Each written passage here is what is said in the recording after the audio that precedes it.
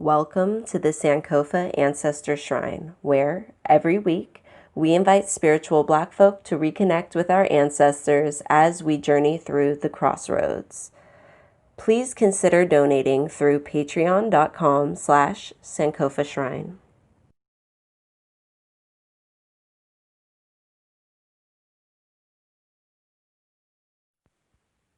Ancestors, please bless this day. May this day be blessed with gifts, lessons, understanding, and friends. May our energy be a gift to all we meet. Let us be centered, healing, and open, and may we face the day with courage, kindness, insight, and compassion. May our spirit and body honor this day. So it is.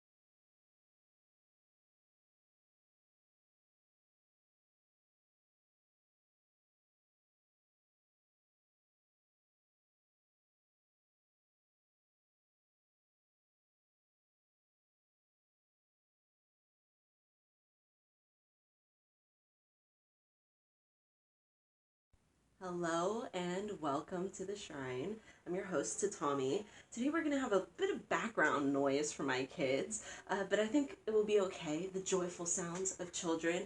I ordered a new microphone from the Patreon fund. Thank you, patrons. So you'll be able to maybe hear me a bit better. My old one broke about a month ago, and this one's a little better.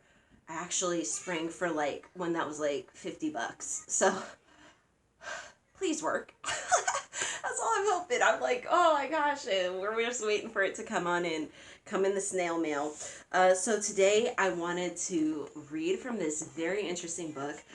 My husband's friend knows, like an old friend from high school, knows that I like to read and came across like a bunch of books. And y'all, very kind of him. He got a bunch of books, like brought, I would say, over a dozen of these textbooks, like this size books, into my house. Like some had like anatomy, some were just random textbooks, some were random novels, some were like this, a lot of them were like this, like self-help type of books. So I was able to just come into, I didn't want to say this was last fall, several books that I was like, oh, I have some reading to do.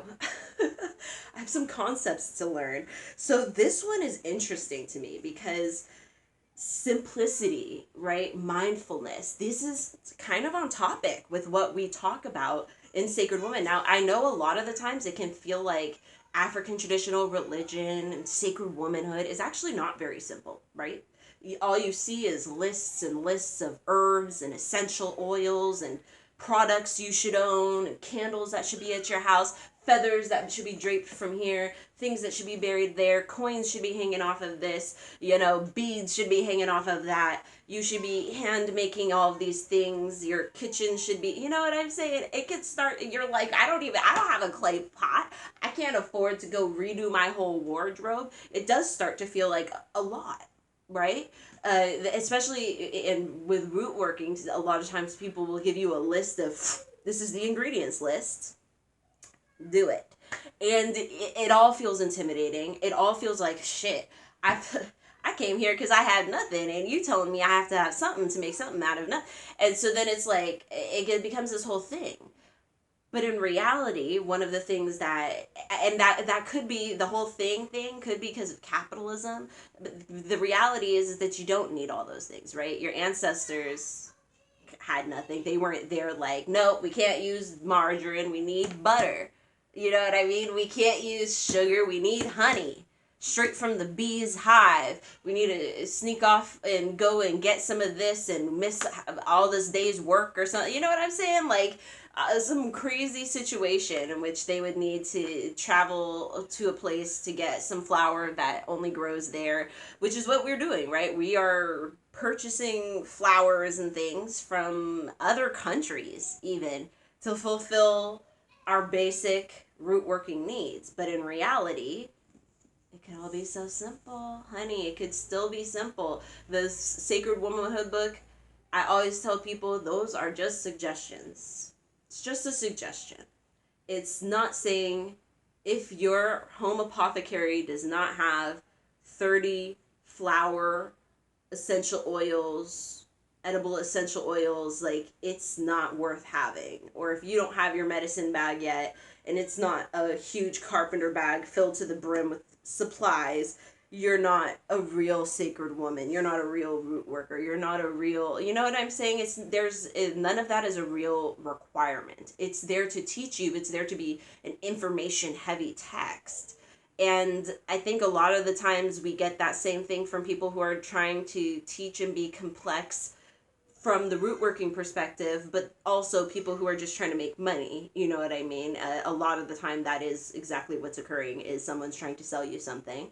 So that's why I wanted to talk about simplicity today. I wanted to talk about the fact that you don't really need all of those things. And, simplicity is such a broad topic. But the one that I wanted to talk about today was about coming to the space where you're willing to be more simple, understanding the release of being more simple. Because once you've released a lot of things, you'll find you have like a lot more room for those things that you thought you needed, or that come into your life, right? It's not as overwhelming. And then also, it allows you to not be as attached to everything that you have or that you want. Um, and further, I also wanted to talk about meditation a little bit in the same sort of section of the book, because we did talk about praying and talking to the ancestors and meditating to get answers, as opposed to just going through life, and when the answers come through, they come through and it's like a spark of lightning. But part of what we want to do is cultivate the relationship and the conversation with our ancestors, within our own minds, with our own bodies and feelings, and how we are doing things.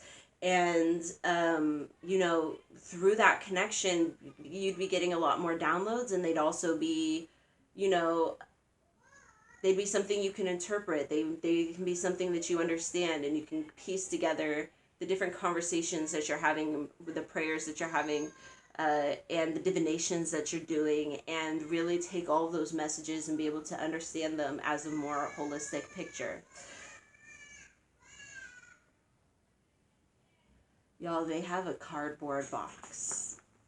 All their toys are up on the shelf, and they are in a cardboard box. And that is what this noise is about. Okay. So, I wanted to start with this. Let me see. I'm going to start with this little story that they have tucked in here called Simplicity is in Your Heart. Let me go ask them to quiet down. Okay. So, Simplicity is in Your Heart by Janet Lers. Rodney Smith decided to learn insight meditation as a way to move into a richer part of his life. He was disturbed by how complex his thoughts were. When he looked at nature, he noticed that everything in nature is simple. I wondered how I, as a part of nature, could be feeling such complexity internally when nature was manifesting simplicity. I wanted to find the same simplicity in me that I saw in nature. I see where he was thinking about that, but y'all, I think, especially as somebody who's tried to draw nature, sketch it, nature is incredibly complex. The details come out to you when you really try to connect with nature and meditate on a patch of ground and recreate it on a piece of paper. She's deceptively simple when you on the outlook, just like the idea of a shoot growing up and sprout, like the leaves unfurling. That's very simple, but it's very complex at the same time when you think about it. Try drawing the roots that are going down into the earth, right? Anyway, I thought that. Rodney spent 3 years at the Insight Meditation Society in Massachusetts. Then he spent 4 years in Thailand, where he was ordained a monk. He learned inner simplicity firsthand. As a monk, you are given one little bowl and you go out to the neighborhood to ask for food. You eat whatever they eat. If they eat vegetables, you eat vegetables. If they eat meat, you eat meat. You are also given one robe and you have few possessions. This is Rodney speaking, by the way. One of my possessions in particular taught me a lesson in attachment to material things. I had a small Buddha carved out of bone that I really loved. I also had a good friend who I owed a lot to because he had helped me psychologically. As a gift of gratitude, I decided to give him the statue, but I couldn't do it. I loved it too much. Finally, I was able to give it to him, and I found that I never missed it. There was enormous joy in giving. That joy is simplicity. When you let go of something, you feel joy because possessions tend to possess us. This was an important time in my life that allowed me to see the value of possessions. It didn't make any difference whether I had the Buddha or not. What had troubled me before was the thought that I couldn't give it away. So I think this was very powerful in the sense that it's important to enjoy things while you have them. But it's also important not to be ruled by our possessions. I found it very interesting the past month, the real concerted anger about looting in the sense of, but these are things at the end of the day. So when people are talking about killing people for things, dying to protect their things, it's very mind-boggling to me. It's very wild to me.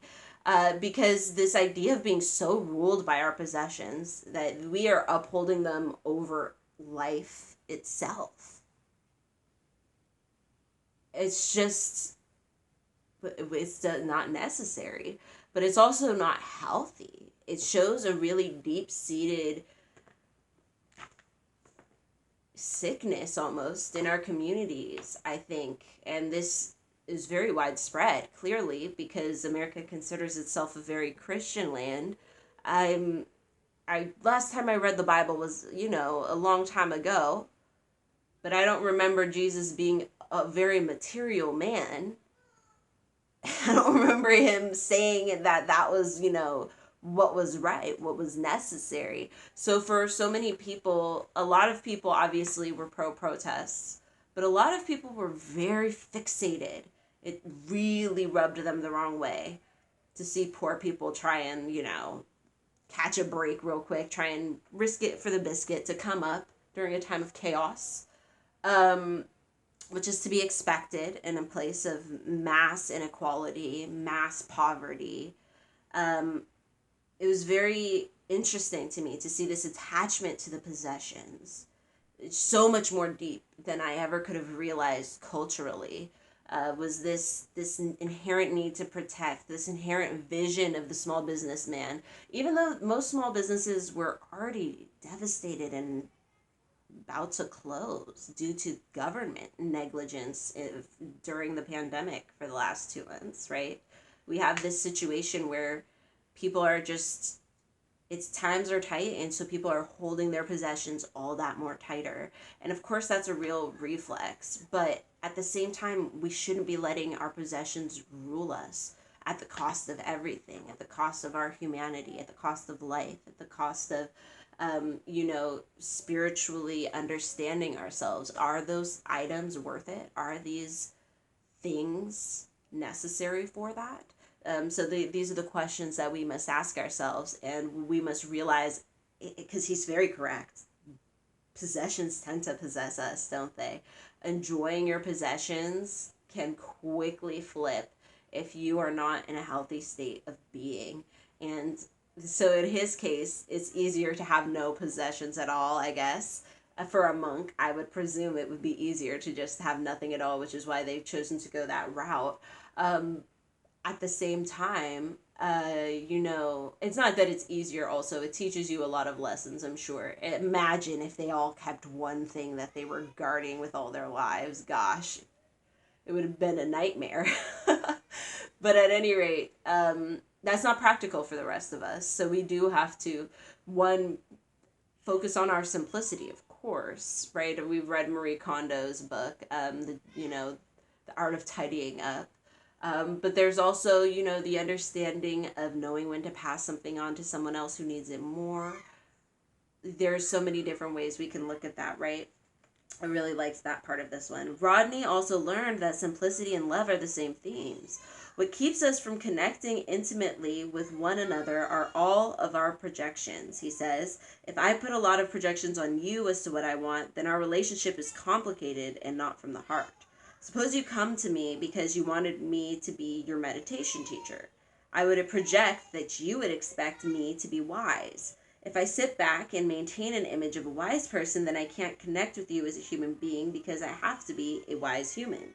People want to connect with each other but don't because of the complexities of the mind. This was such a good one, because it's very true. When like, let's say a whole different situation, a romantic situation, if somebody approaches you, you automatically feel like you've got to be this person that you think that this person who's hitting on you is into. You know what I mean? It's a kind of an automatic reaction. People kind of shift into it. An example almost would be in The Office when Michael realizes that Jim and Pam have set him up with their friend, and so he's technically on a date. and his like whole brain is like, and he's like, I need to be date Mike. And so he runs to the car to get his like hat and just starts acting totally different. And it's because of what he's not heart to heart. It's the complexities of the mind that are making him think that this is what a woman wants to see, or this is what he needs to be doing. It's so true. It happens in all the ways. And I've done it too, even with this, with like getting caught up with trying to make sure that I maintain that I'm still a learner as well, even when I'm sharing what I know. Not being caught up in feeling like I have to perform a certain way or act like a certain type of person. Okay, so we, hold on. Oh yeah, we can learn from the simplicities of nature that things are just as they are. These lessons can apply to us as human beings if we realize that thoughts are just thoughts and emotions are just emotions. We can project to the world the simplicity of who we are rather than the complexity of who people tell us we should be. It's not as if we have to do something to ourselves to be simple. We just have to see the limits of where complexity will take us, Rodney says. If I sit back and act wise, for example, there's a part of me that doesn't get nourished. It keeps me from my heart. Once I see the limits of that, I won't do it anymore, right? So if you are faking being this type of person, it limits who you can really be and in other facets, should I say, sorry. And it allows you to realize that you're actually holding yourself back by faking, by holding on, by doing all of these things that actually do add so much complexity to your life. Rodney says that as long as we allow ourselves to be carried away in our desires, possessions, and accumulating, we'll never get to that inner core of ourselves, our hearts. That is what provides us a sense of fulfillment, caring, and concern. This can apply to material and personal accumulation. Often people feel they need more knowledge or more sophistication so they can project a smarter or more sophisticated image to the world. But every step they take in that direction takes them farther from their hearts. So, just not even being. You're so busy trying to be someone else that you're not being you in this moment. Isn't it the worst? It's such a crazy cycle that we can get caught up in over and over again, where we're trying to be that much better, but then we're not being, and we're trying to be someone else.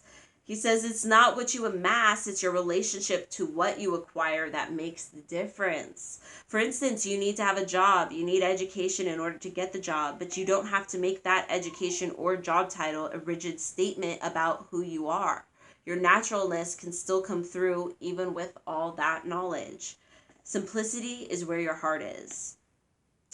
People also can play a role by adopting voluntary simplicity as their persona.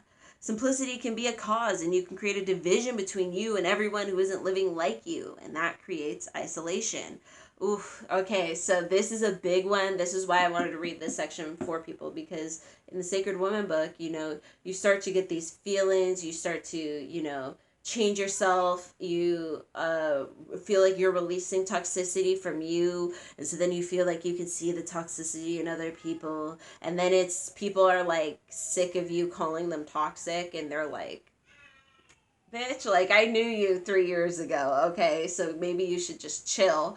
And then it's like, it creates a division because they think that you're acting holier than thou, or what have you, about whatever situation, and you feel like you're just genuinely getting better and trying to help other people. And why are you offended? I face my demons. I've been working on my shadow work, you know what I mean? And in reality, you're just creating division, and this leads to isolation. So then I like what he goes on to say. Simplicity of the heart doesn't lead to divisiveness. When you understand that simplicity lies in the heart, you have compassion for other people's complexities. That complexity is their pain. I don't need to feel distant from them. Simplicity is tolerance, allowing other people to be who they are. That I thought was also profound because it really reminded me of what the body positive movement was supposed to be, right? It kind of devolved into this thing where people were like, Well, like everybody's kind of, well, first off, it was like everybody's kind of felt, the impacts of fat phobia, right? It's got kids who don't need to dieting, and kids dieting since they were 9 years old, girls dieting since they were 9 years old. It's got, then we had the issue of people saying that this was like skinny shaming, and that, I do think that there is skinny shaming. I don't think it's anywhere near as bad as, fat phobia. There's just, there's no institution like Vogue that's held to the same esteem, but only exclusively features fat people. You know what I'm saying? There's kind of a difference there. But then it devolved into this thing where then people were like, you're just trying to promote obesity, right? You're trying to promote obesity. And especially like, oh, aren't you into health? Don't you care about health? But in reality, this is what it means. It means tolerance. It means just the simple, basic act of having tolerance for other people, other people's bodies, other people's lives, other people's situations, other people's gender, sexuality, what have you. It's about allowing other people to be who they are around them and understanding the complexities within them or the simplicities within them, and just accepting them for who they are in this moment. Not here to judge them, not here to create division and, make it them versus me type thing, and I'm in the right and they're in the wrong type of thing. This is about genuinely accepting the people around you for who they are in the given moment. A simple heart is not only tolerant, but is one that wants to serve as well. This is because a simple heart isn't so self-absorbed. If I'm totally absorbed with my own needs and problems, I have no room for anyone else and can't reach out. Rodney says, when the mind is simplified, it is able to see things as they are, as in nature. Disappointments don't become tragedies. An example is a person who is fired from a job. If the person who is someone who lives in simplicity, he or she feels the grief of losing the job and feels the fear of not knowing what to do. But he or she doesn't allow that fear to roll into complexity. Examples of that complexity would be to expand the fears to thoughts such as, how will I live like this? This is the only job I'll ever have. Or I'll never find another job. When a person lives in simplicity, his or her internal world is very sane because it doesn't generate self-induced problems. Wow. This has a way with words. Self-induced problems from the complexity of your mind overworking. From the complexity, and then you not even controlling it or in realizing it, recognizing it when it's happened. I do that sometimes often. Well, like, what I'm going to say is when I do it, I will often get pretty deep before I've like all of a sudden realize like, what the heck what have I been doing for the last 30 minutes? Have I been like having internal dialogue, getting like progressively more upset about this for like literally the duration of my kids' episode that I just put out? Did I just waste my my break? You know what I mean? I've done that before, and in this, usually I can see it when it's at the beginning of the cycle, but if I get caught in it, honey, I'm gone. I'm gone. And I'm getting a little better at cutting it off sooner and sooner. But yeah, if I don't catch it at the gate, at the jump, it's a wrap. It's a wrap. So, when you live in a world of form, you live in a world of accumulation. If, on the other hand, you get involved in simplicity in a wholehearted way, it takes you to the spiritual because it takes you to your heart. I love that. So we have a little more to read, but the other parts I think will go a little easier. So first we have a section labeled Daily Mindfulness. I'm on page 70 to 76, if you are following along in your book somehow. You will find that after practicing insight meditation for a while, you begin taking your awareness with you throughout the day. Just as when you are sitting, as meditating is often called, you will find that most of the time during the day you will operate on automatic pilot and will have no consciousness of what you are thinking moment by moment. Now and then you will get a brief moment of awareness. This awareness is what can change your life. For one thing, you can hang on to a lot of your money when you are aware. When you walk through a store and see something you want to buy but don't really need, simply label it wanting and move on. Perhaps you take on too many social engagements and find yourself flitting from one activity to the next to the point where you're just exhausted and your schedule is always packed full. With awareness, you can label your motivation for taking on yet another engagement. Maybe you're just having that old feeling of being left out, and that old feeling returns whenever you are faced with deciding whether to accept another social opportunity. You could label it fear or feeling left out or whatever is appropriate. You also can take note of your pleasurable thoughts in order to become more aware of what feels right in your life. Maybe you're relaxing with good friends over a cup of tea, and a brief moment of awareness enters your consciousness. You'll be aware of this because it's a very pleasurable sensation. Perhaps you're hiking in the woods, and for a fleeting moment you realize how content you are. Maybe you are alone some evening reading a book and you realize how peaceful you feel. Think about why. Perhaps you need to free up your overcommitted schedule to find more time for these kinds of moments. On the other hand, if you are feeling restless, stop and think about why. The usual way we deal with restlessness is to run out and get busy doing something. Stop and look at that restlessness. Meditate on it. What's the underlying feeling? You'll not only get to know yourself, but you'll simplify your life as well because you won't be using activity as a filler. Oh, I love that. It's not a distraction, right? You're not just distracting. You're sitting on what's the real root issue. You're actually listening to yourself. When you label your thoughts, you'll also discover how fleeting they are. Usually when you meditate and label your thought, it will dissipate quickly to be replaced instantly by another one. Once a meditation teacher asked a group of us about our thoughts. She asked where we thought they came from. Of course, no one knew. They simply sailed into our conscious mind. And where did they go? No one knew. They evaporated into the air. Could we touch them? No. Did they have any form or substance? No. If we dissected ourselves, could we find these thoughts anywhere in the body? Would we see them? No. Did they rule our lives? Yes. Once we realize how truly empty these thoughts are, it becomes just a bit easier to put them in perspective. The next section is meditation is not always easy. Regular meditation practice is not easy. Our voice of instant gratification will nearly always find something else for us to do besides meditating. This has been my problem. When I meditate regularly, even for 15 minutes a day, I feel a sense of inner peace that pervades whatever is going on in my outside world. It gives me a serene sense of grounding. Yet, as with exercise, it's hard to keep up because I allow myself to get distracted by everything else, even though I know the results of exercise and meditating are so very worthwhile. It also can be difficult to practice meditating regularly because of fear.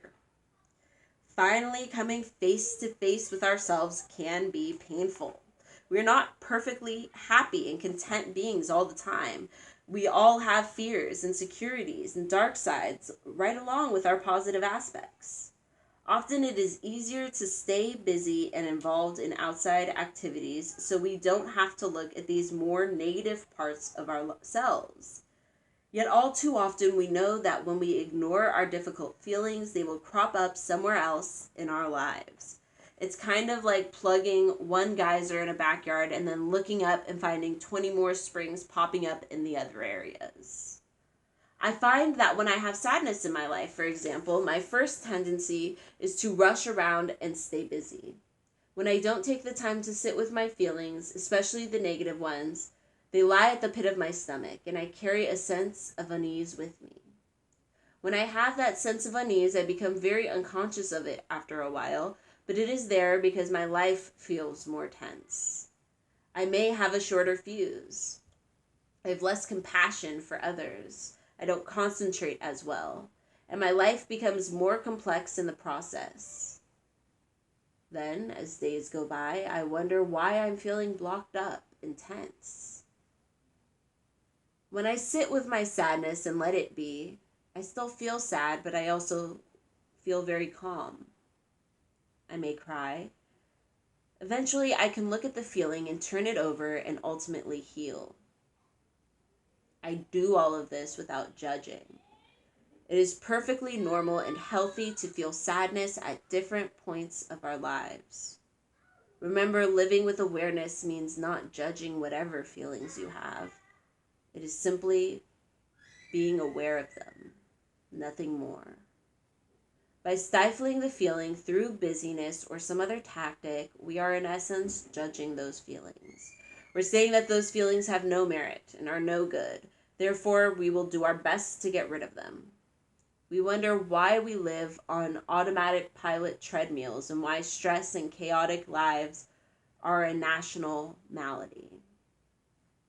There's another component to letting ourselves experience pain of one sort or another. Matthew Fox, who writes extensively on the subjects of spirituality and human growth, once wrote that pain is the most legitimate school for compassion. So true. If we judge our own feelings of pain by ignoring them, we will not experience them in a direct way. If we haven't experienced pain, it is more difficult to have compassion for others. It is also easier to judge their pain and ignore it as well. Then we wonder why our relationships with others are superficial, why we always feel the need to put on a happy face, no matter what, and expect others to do the same. No one on earth is happy all the time. In fact, it is a myriad of emotions that human beings experience that make our lives rich. Yeah, so I really enjoyed that portion just because sometimes people think that, being spiritual means that you have to always be happy or that, you aren't really doing the work if you're not always happy. But that's not really what it's about. You're allowed to feel, emotions, all types of emotions. I guess the only bad emotions are deviant emotions, you know what I mean? But I can't even really for the most part you can't have the highs without the lows, right? You can't have the ups without the downs, and life does move in cycles. And the thing is I think sometimes we forget that, especially when we're on the highs. But that's the time to prepare for the lows, because lows, of course, they happen, and you're allowed to be disappointed by them. You're allowed to be sad by them. You're allowed to really feel them. But yeah, there's no reason to judge yourself for you're not less than because you mourn something, because you mourn a loss, because you mourn something that's happened that's not right. A simple life is an authentic life. Living authentically doesn't mean we need to mope through life, focusing constantly on our own problems. It simply means that we have pain in our lives. We take a look at it, we grieve and let it go, and we become stronger, deeper, more authentic people in the process. Okay, so the final portion we're going to talk about is about the discipline of meditation. She says, if we want to reap the benefit of meditation, we need to put in a little effort. The effort comes in the form of discipline. I understood how discipline operates when a meditation teacher once told me about his stay at a monastery. The monks got up every day at something like 4 a.m. to meditate. They repeated at other parts of the day, at other set times during the day. I had been having a heck of a time fitting meditation into my busy day. Half the time I just couldn't seem to fit in any time, even 10 minutes. By the time evening rolled in, I would realize I hadn't meditated all day, and then I was too tired, so the next day would start over. Only when nothing else was going on would I manage to fit in 10 or 20 minutes, and this was not working. As soon as I heard about the monks, I instantly realized that what I was lacking was discipline. It takes tremendous discipline to get up at 4 a.m. to meditate. In return, the monks were feeding their souls. I was leaving mine empty.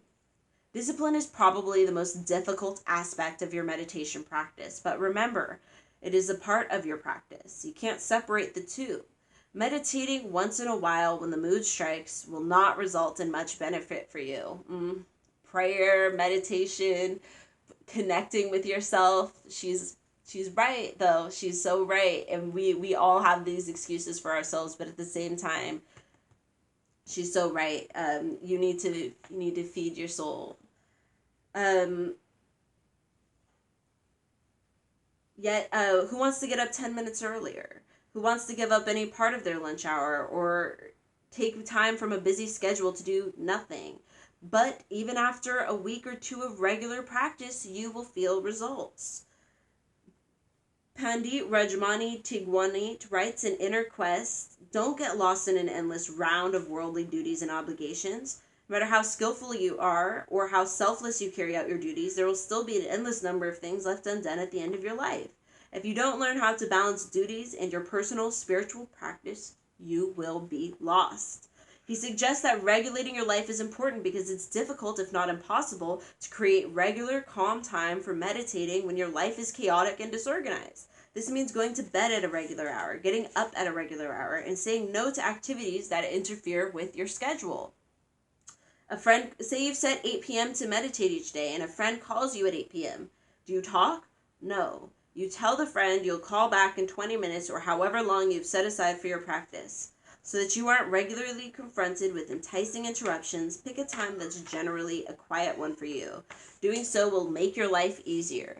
Then make your outer life schedule work around your inner life schedule rather than the usual vice versa. No one said this was easy, but it will be much easier if your outer life is more simple and organized, and if you make the decision that inner contentment is the goal. That part was my favorite of them all. Try and focus on the inner part. Make it a priority. That book. Okay, anyways, I really enjoyed what we read today, but we're kind of doing too much. So I'm going to go ahead and say that thank you so much for watching, and I will see you next time. May your ancestors and spirit guides be with you at every crossroads.